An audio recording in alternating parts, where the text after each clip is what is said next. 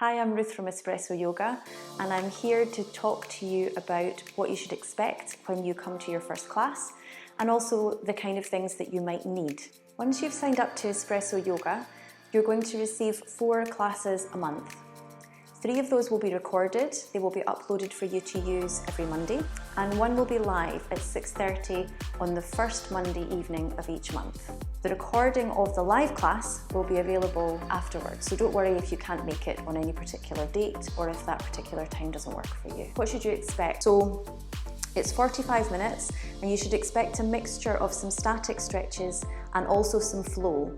So it'll be different feels. Generally, we start with some static stuff, we build up to some flowing movements or stringing things together, and then coming back to some more static stretches at the end. There's always a brief relaxation at the end. It's called Shavasana.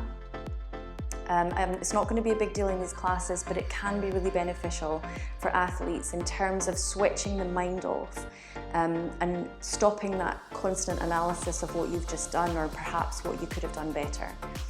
So I will build a little relaxation into every class. Each class will have a focus. So perhaps one week it'll be core, another week it'll be hamstrings, or perhaps the upper body or the lower back.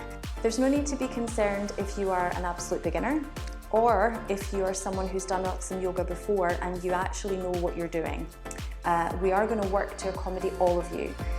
The way I do that is that I will talk you into every pose. So if you don't know what downward facing dog is, it doesn't matter. I will talk you through it. If you know what downward facing dog is, you're given the cue and you do it.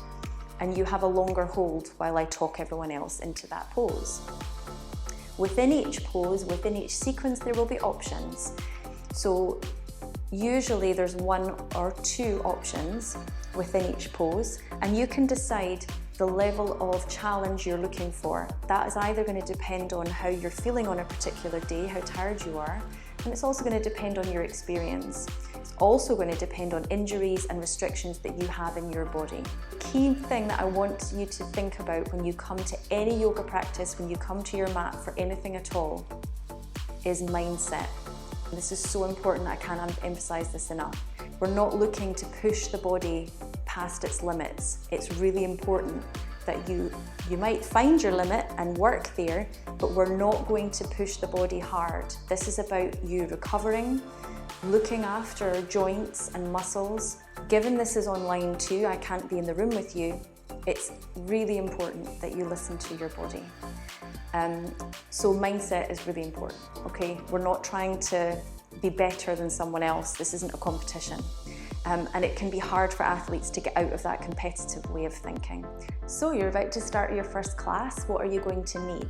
You just need to change into something that is stretchy. It's worth thinking about the space where you practice. We're going to be doing some balancing, you're going to be waving your arms around, so you want to make sure you're not going to bash into anything. Part of any yoga class is relaxation. If you can, try and find a quiet place. So in terms of equipment, if you have a mat, perfect, please use one. If you don't want to invest in a mat, that's fine. You can work on your carpet or your rug. I wouldn't recommend working on a hard floor because it's really hard on your knees. Other equipment you might need, if you're willing, is a yoga block.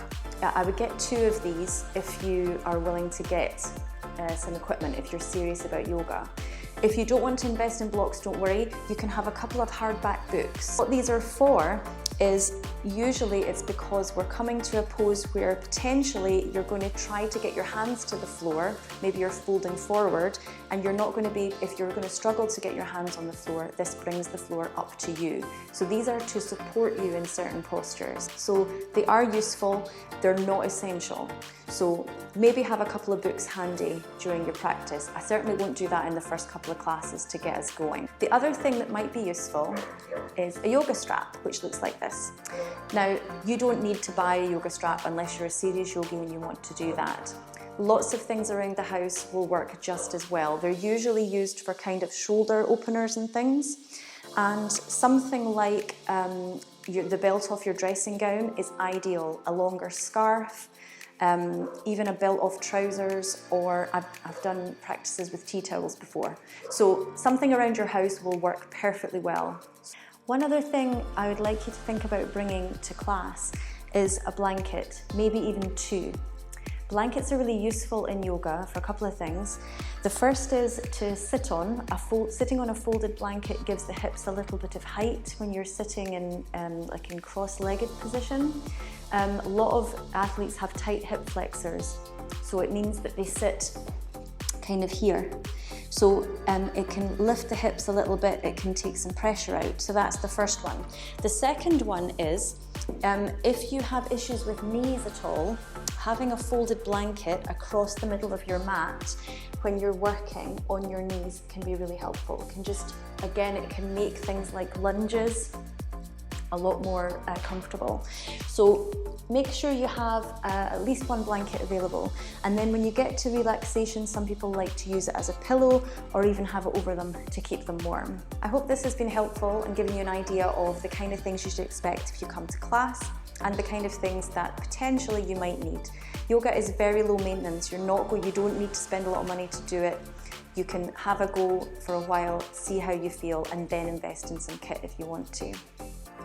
Really excited to meet you all, and if you have any questions at any time, please send me an email. I'd be delighted to help.